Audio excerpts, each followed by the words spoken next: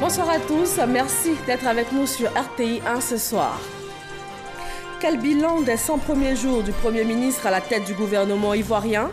Il ressort des décisions fortes relatives à la transformation du cacao et de l'anarcade.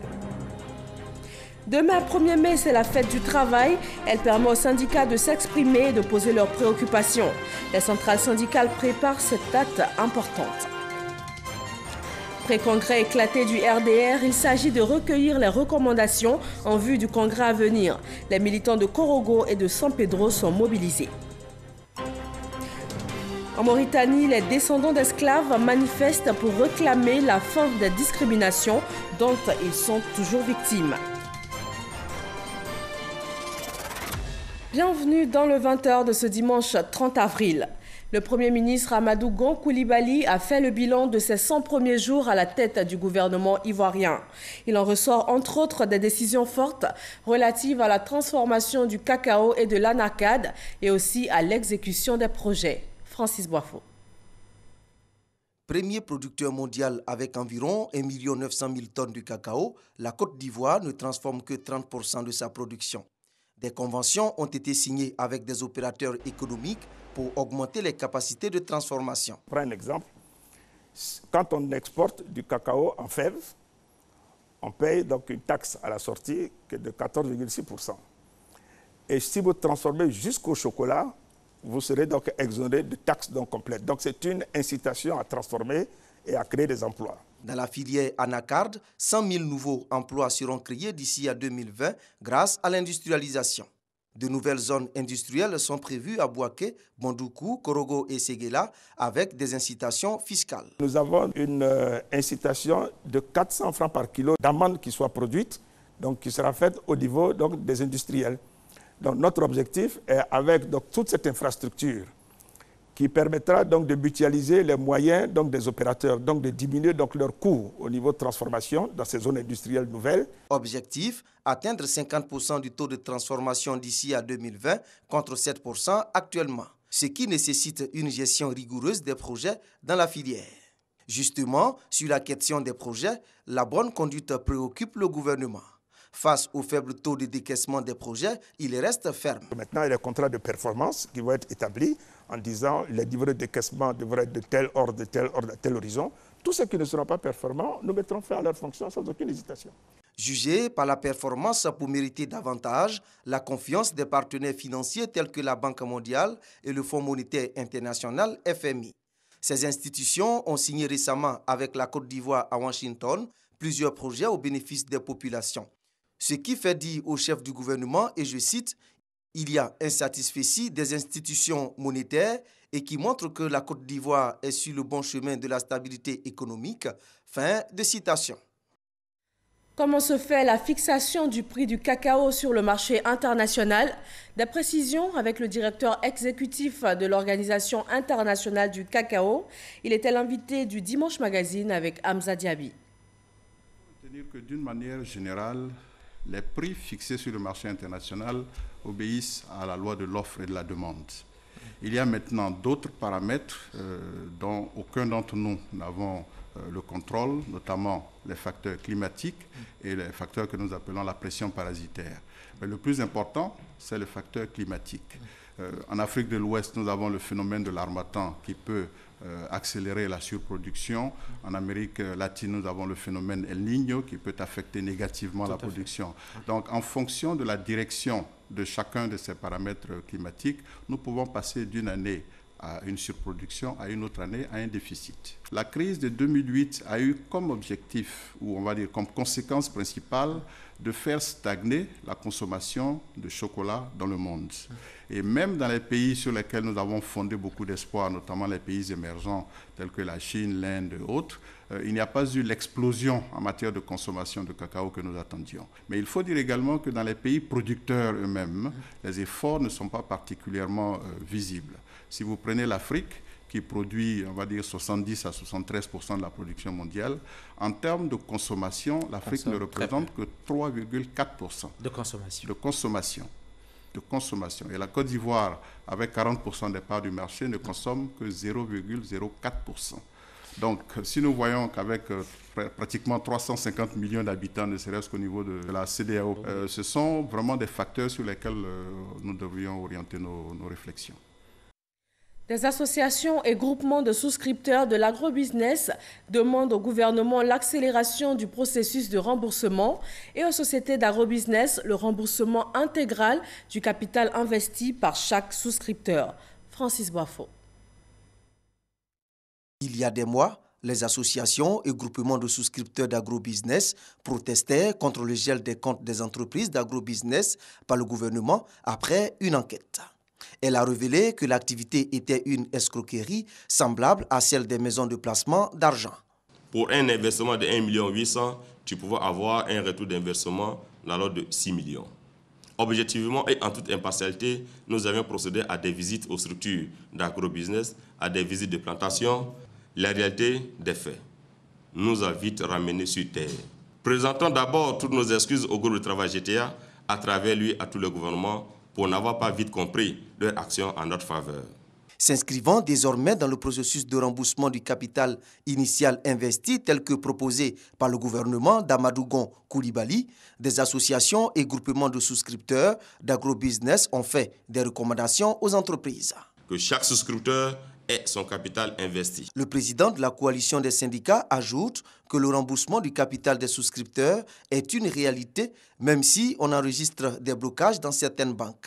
Des souscripteurs d'agribusiness, de AgriCash et autres ont reçu leur remboursement.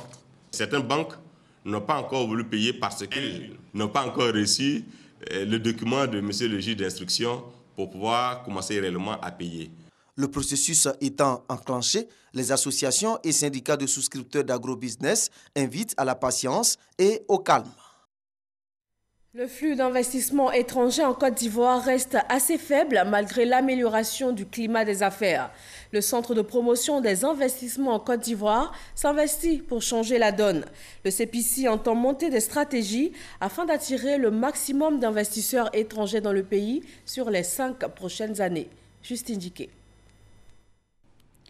La Côte d'Ivoire se présente aujourd'hui comme l'un des pays les plus attractifs au monde en matière d'investissement, en témoignent ses performances macroéconomiques. Sur la période 2012-2015, le pays a connu une stabilité macroéconomique avec un taux de croissance moyen de 9%. Le taux d'inflation a été contenu au-dessous de la norme communautaire de 3%. L'endettement a été maîtrisé. La masse monétaire s'est accrue. Plus de 860 millions de dollars de capitaux privés étrangers ont été mobilisés entre 2014 et 2015. Malgré ces bons qualitatifs, le flux d'investissement direct étranger IDE en Côte d'Ivoire ne représente que 0,77% des flux du continent africain, selon le récent rapport de la Conférence des Nations Unies sur le commerce et le développement CNUCED. Le CPC, Centre de promotion des investissements en Côte d'Ivoire, a donc décidé de s'approprier la méthodologie de l'information stratégique et la sécurité économique pour attirer le maximum d'investissements étrangers. Aujourd'hui, nous avons donc fait cette conférence pour que les experts nationaux et internationaux puissent échanger, qu'on puisse nous sortir de cette conférence vraiment les stratégies, mais surtout les actions opérationnelles. Parce qu'aujourd'hui, on est dans l'opérationnel. Comment lier la stratégie à l'opérationnel pour que sur le terrain, sur les 5 prochaines années, nous puissions justement attirer 102% de capitaux dont a besoin la Côte d'Ivoire pour assurer ces 30 000 milliards d'investissements prévus dans le PND. Ce que nous essayons de promouvoir et que nous essayons de faire avec nos amis de Côte d'Ivoire comme d'autres pays de la sous-région est de mettre en place une méthodologie pour que chacun après applique et décline cette méthodologie selon les particularités qui sont les siennes. La conférence internationale sur l'information stratégique et la sécurité économique, facteur d'attraction des investissements directs étrangers animés par des experts venus du Sénégal, du Burkina Faso et de la France, permettra au CPC de renforcer sa cellule d'intelligence économique. Demain, 1er mai, journée consacrée aux travailleurs. En cette veille de la fête du travail, voyons les avancées enregistrées par le comité de négociation fonctionnaire État de Côte d'Ivoire.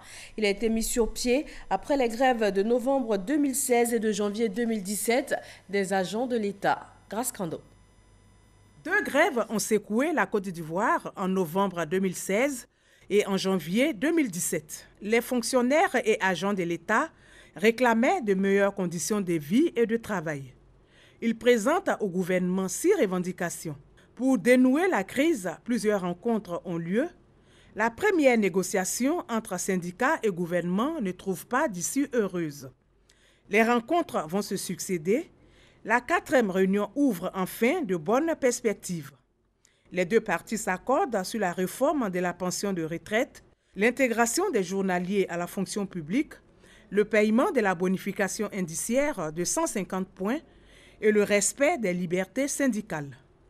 2 points font toujours l'objet de discussions.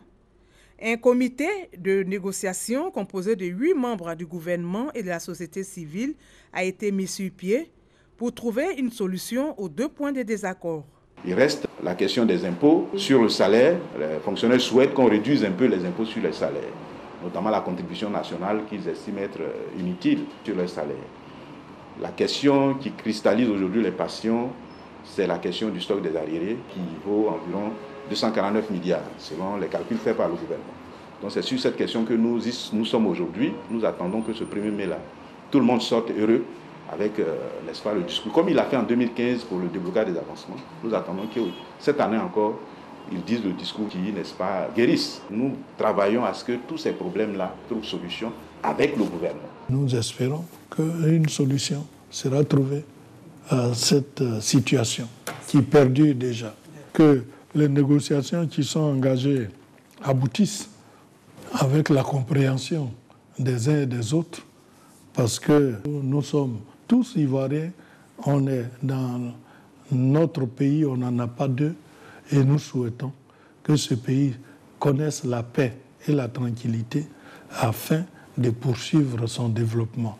En ce qui concerne le stock des arriérés, le gouvernement propose un programme immobilier au profit des fonctionnaires au lieu et place du paiement en numéraire, alors que la plateforme nationale des organisations professionnelles du secteur public de Côte d'Ivoire souhaite un échéancier de paiement. Pour arriver à une paix durable et réduire les grèves intempestives, gouvernement et syndicats prévoient une trêve sociale. Comme chaque année, le 1er mai permet aux syndicats de s'exprimer et de poser leurs préoccupations au gouvernement. Les centrales syndicales préparent activement cette rencontre avec le chef de l'État. Éric Goré en a rencontré quelques-unes. Commençons cette visite par la centrale Humanisme située au 3e étage d'une des tours des 220 logements de la commune d'Aïdjamé. Les membres se concertent en présence de leur secrétaire général, Soro Mamadou. Celui-ci est optimiste pour le 1er mai et soumet déjà des revendications. Le gouvernement a bien fait d'adopter une revalorisation du SMIG. Mais en même temps, il doit pouvoir poursuivre sa logique pour achever en adoptant un nouveau salaire minimum agricole garanti, le SMAG. Après l'humanisme, rendons-nous à la bourse de travail, où une élection a lieu au compte de l'UGTCI. Et Bagnéné Joseph vient de remporter cette échéance électorale. C'était ouvert. Ils ont tous été saisis par huissier. Ils n'avaient qu'à venir ici parce que c'est notre maison. Alors s'ils étaient venus, ils déposeraient leur candidature et puis on procédera à des élections. Sur ce 7e congrès, je demeure le premier secrétaire général adjoint. Et il ne faut pas me le dénier parce que ça c'est écrit, on ne pourra pas l'escamoter. Cette élection n'est pas conforme selon Ademensa. La justice a tranché, il ne peut pas y avoir 2 têtes, il y a une seule tête, c'est M. Ademensa qui est secrétaire général de l'UGTCI. Maintenant, ce que les autres font, est-ce qu'on peut l'appeler une défiance, la rébellion, je ne sais pas. Moi-même, je n'arrive pas à trouver le mot qu'il faut. Le bicéphalisme prend de l'ampleur aujourd'hui dans certaines formations syndicales. C'est aussi le cas de la FESACI. La tendance Crafelis prépare activement le 1er mai et aspire à la résolution de certaines préoccupations. Nous avons des camarades dans plusieurs entreprises qui ont été licenciés et nous voudrions donc que ce problème soit examiné par son excellent Monsieur le Président de la République et le Premier ministre pour que ces problèmes soient réglés. Nous souhaitons que le bicéphalisme prenne fin cette année parce que ça nous a causé beaucoup de tort, ça va tenir l'image de notre organisation parce que nous parlons toujours de deux voix là où il faut parler d'une seule voix. Dans l'autre tendance de la FESACI, Traoré Doya Mamadou, c'est la joie autour du leader. Ici, il y a un chapelet de doléances. Nos préoccupations sont diverses. Il y a des préoccupations d'ordre général qui concernent toute la Côte d'Ivoire, toute la nation, toute la population. Il y a ensuite des préoccupations sectorielles, secteur public et secteur privé. Au niveau de la FESACI, les portes sont ouvertes à tout le monde. La FESACI, tous ceux qui partagent, comme je le disais tout à l'heure, notre vision, notre philosophie, notre ligne originale, les portes sont ouvertes. Toutes nos tentatives pour rencontrer les responsables des centrales syndicales Dignité et UNARCI sont restées vaines. Dans la scène politique, les militants du Rassemblement des Républicains de Korogo sont en conclave. Cela à la faveur des pré-congrès éclatés initiés par le parti depuis quelques jours. La délégation de la direction du parti est conduite par Blé Mamadou, secrétaire général adjoint du RDR. Sidonie Davila. Faveur populaire et salle comble ce vendredi au CAFOP de Korogo pour le pré-congrès du Rassemblement des Républicains RDR. Preuve que les militants attendaient un tel moment, celui d'échanger avec la délégation de la direction du parti, conduite par le secrétaire général adjoint Blé Mamadou sur leurs attentes et préoccupations. Nous saluons la décision prise par la direction du parti d'écouter la base afin que la flamme, pas qu'elle se soit éteinte, mais afin que la flamme soit revivifiée, réanimée pour que le RDR continue de rester le plus grand parti, n'est-ce pas, de la Côte d'Ivoire. Ce pré-congrès va être l'occasion pour les militants de parler, de s'exprimer et de se vider. Donc on arrive au congrès, les cœurs apaisés, on se serre la main avec le sourire, on fait un triomphe, un véritable triomphe présent à la salle Ouattara. Suite à l'ouverture des travaux, 6 commissions ont été constituées afin de mûrir les réflexions lors de ce pré-congrès. Les travaux ont pris fin ce dimanche. À San Pedro, c'est le président du Rassemblement des enseignants républicains que la direction du parti a dépêché en émissaire. Sa mission, s'entretenir avec la base et surtout recueillir les préoccupations. Isaïo. C'est par l'hymne du parti que s'est ouvert le pré-congrès du Rassemblement des Républicains, RDR de San Pedro, dans l'après-midi de ce vendredi à la salle Rotary de la ville. Les différentes structures du parti, les jeunes du RJR, les femmes du RFR, les enseignants du RER, tous ont répondu à l'appel du parti. Certains militants, tout en renouvelant leur attachement et leur confiance au parti, exprimeront leur mécontentement vis-à-vis de la direction de bon nombre de leurs cadres qui auraient coupé le pont avec la base, une fois élus ou nommés à des postes de responsabilité. Bref, à l'ouverture de ce pré-congrès, l'émissaire de la direction du parti, l'honorable Sidibé Abdoulaye, a indiqué être venu justement pour que le linge sale se lave en famille. Une délégation des partis frères du RHTP a apporté son soutien à ce pré-congrès qui va prendre fin dimanche. L'ONG Children's Hope Côte d'Ivoire est spécialisée dans les évacuations sanitaires d'enfants malades vers les États-Unis d'Amérique. Elle vient de soulager un bébé de 10 mois. L'enfant est né avec une malformation congénitale, 4 jambes, dont 2 dans le dos. Francis Boifo. L'opération est un succès. Il a fallu 6 heures à 5 chirurgiens américains pour retirer le jumeau parasite qui a failli emporter ce bébé. Dominique Abolo est né avec 4 jambes et 2 colonnes vertébrales. Grâce à l'ONG Children Hope Côte d'Ivoire et ses partenaires, ce bébé de 10 mois a retrouvé toutes ses facultés, donc le sourire. Dominique Abolo est de retour des États-Unis d'Amérique après 2 mois de prise en charge médicale. Ses parents, très inquiets lorsqu'elle devait s'envoler pour les soins, retrouvent leur fille avec 2 jambes normales et non 4.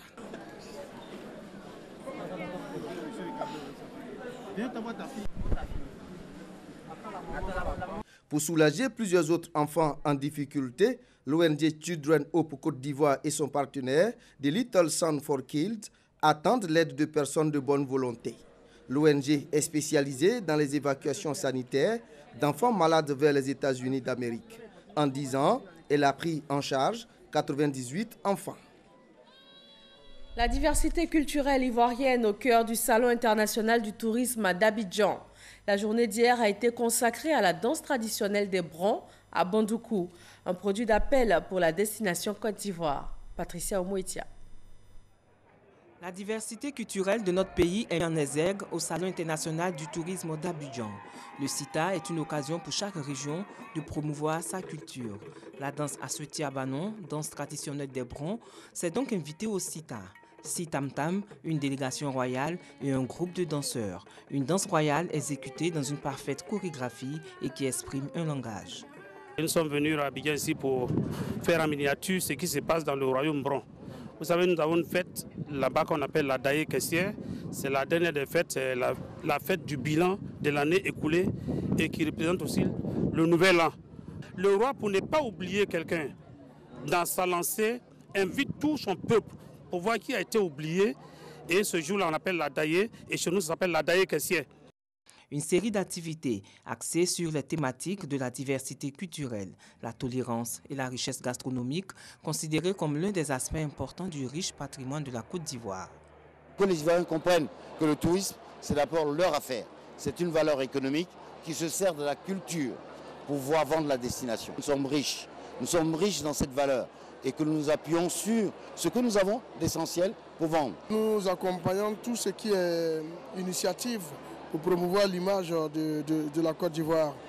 Et le CITA est une belle tribune qui permet cela, qui permet à tous les pays de venir à leur manière aussi découvrir le tourisme ivoirien.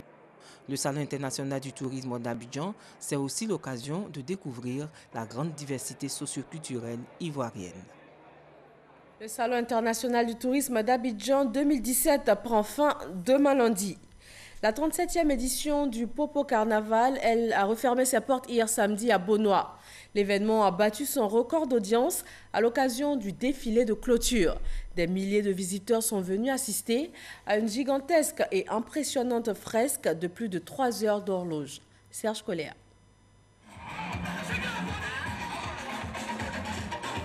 Un gigantesque et impressionnant défilé de 3 heures pour marquer l'apothéose du Popo Carnaval. 3 heures durant, les milliers de personnes qui ont fait le déplacement de Beaunois pour vivre cette 37e édition ont été plus que servies.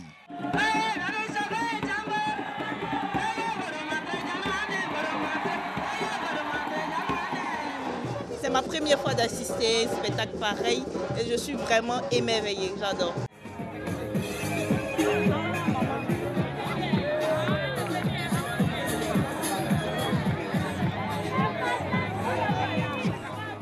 « 150 groupes, une succession de faits coutumiers et historiques, le tout dans un agencement de tableaux bien exécuté. Ce qui nous reste aujourd'hui, c'est l'âme, le corps et l'esprit du Popo Carnaval. Il s'agit du palais du Carnaval. Et au-delà de cela, il faut que nous ayons des réceptifs hôteliers. Étant commissaire général du festival Idaokro, c'est important qu'on vienne aussi bénéficier de l'expérience des Beaunois et tout cela pour soutenir la culture et le tourisme en Côte d'Ivoire. C'est toute la République de Côte d'Ivoire qui était à notre côté. Je salue donc le chef de l'État et son vice-président qui n'ont jamais cessé de nous aider. À cette fresque dynamique qui démontre que la culture vit à Beaunois, il faut ajouter l'apport d'autres peuples tels que les Sénoufos de Boundiali dans le nord de la Côte d'Ivoire.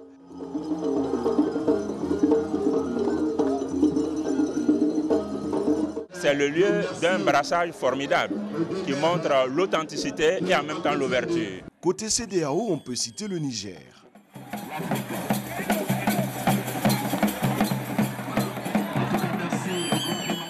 Le Mali envisage pour sa part un jumelage entre la commune de Kalabankoro et Beaunois. Nous avons une grande commune, mais qui ne connaît pas ces festivités-là. Beaunois va accompagner la commune de Kalabankoro à organiser aussi un genre de Popo Carnaval C'est tout simplement beau le Popo Carnaval. Cette édition a été formidable. Le Popo Carnaval, c'est un festival qui s'inscrit désormais dans l'agenda des touristes comme cette Allemande, agréablement surprise par la beauté et la richesse de ce patrimoine culturel. Je suis surprise par la beauté de ce festival. Différents aspects de la culture africaine sont présentés, c'est vraiment original. Fini le Popo Carnaval 2017, place aux préparatifs de la 38e édition avec 2 fois plus de touristes et de visiteurs tombés certainement ce soir sous le charme de cette destination touristique de choix. Un autre événement qui va attirer du beau monde en Côte d'Ivoire, plus que 3 mois avant les 8e Jeux de la francophonie. Le ministre chargé des Jeux de la francophonie, Robert Begré-Mombé, mobilise les partenaires pour le succès de l'événement. Isaïo.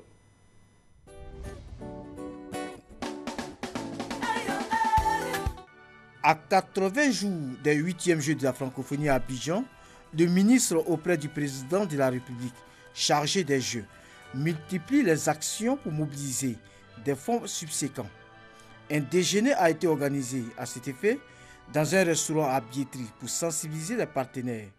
Nous avons surtout besoin aussi d'un accompagnement financier ou matériel. C'est vrai, le gouvernement a fait de gros efforts et la Côte d'Ivoire va certainement réussir le défi de loger les 4000 athlètes. Mais ça a demandé beaucoup d'efforts financiers. Je voudrais solliciter de vous votre soutien. L'appel du premier responsable des Jeux a été bien reçu par les partenaires. Puisque chacun de quelques bureaux de poste devra avoir un point de présence Wi-Fi gratuit pour les populations, nous pouvons accompagner donc le village de l'INGS à avoir non seulement une connexion Wi-Fi gratuite, mais bénéficier des services de la Poste. Au-delà des jeux, il y a les hommes d'affaires qui se rencontrent, il y a du forum économique. Et c'est en cela qu'aujourd'hui, monsieur le ministre Mandé nous a donné l'occasion de réunir autour de lui tout un plateau de personnalités du secteur privé pour voir à quelle manière le secteur privé peut apporter sa contribution significative à la réussite donc de cette partie économique du forum. Voir un tel événement qui arrive en Côte d'Ivoire, c'est un honneur pour la Côte d'Ivoire. Donc je pense que tous les partenaires qui étaient ici présents se doivent de répondre favorablement à cet appel du ministre et apporter leur contribution dans la réussite de cet événement.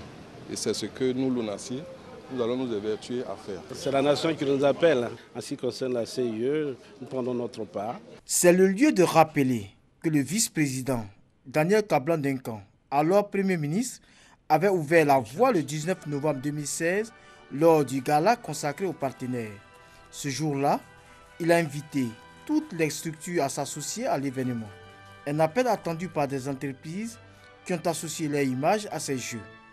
Ce déjeuner organisé par le ministre n'est donc que la continuité de l'action entamée par le vice-président afin d'inviter les partenaires encore hésitants à se joindre à cet événement du monde francophone.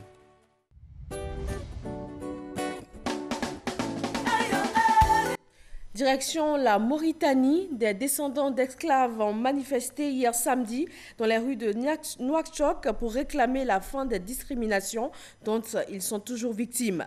L'objectif de leur mouvement est de faire évoluer les mentalités et de créer les conditions d'une cohabitation communautaire plus juste et plus harmonieuse.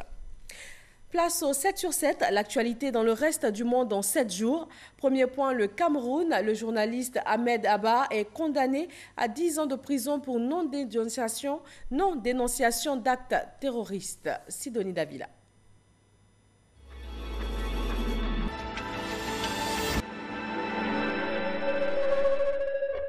Le journaliste de Radio France Internationale, Ahmed Abba, a écopé d'une peine de 10 ans de prison devant le tribunal militaire de Yaoundé.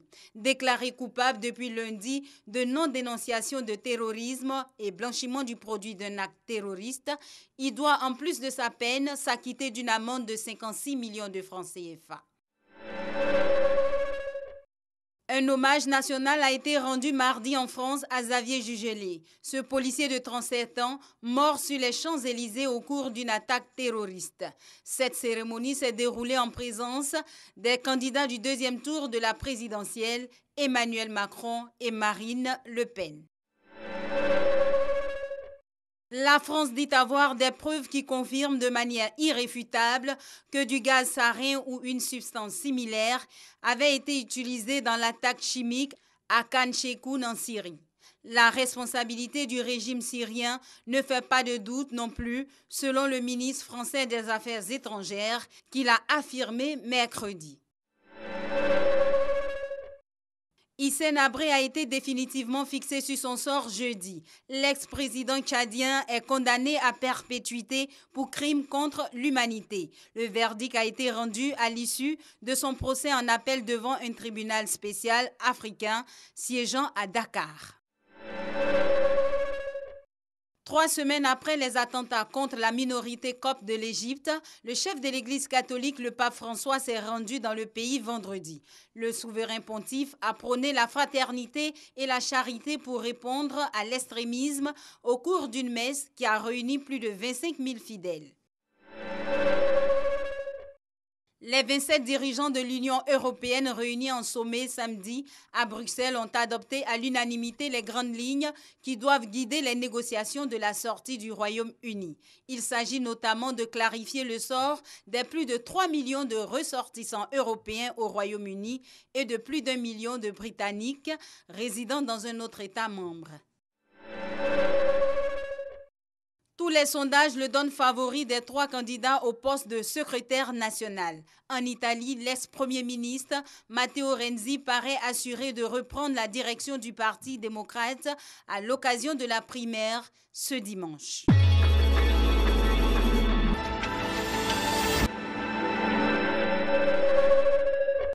Merci de nous avoir suivis. Bonne fin de soirée aux habitants de Tanda, dans la région du Gontougo, zone nord-est du pays.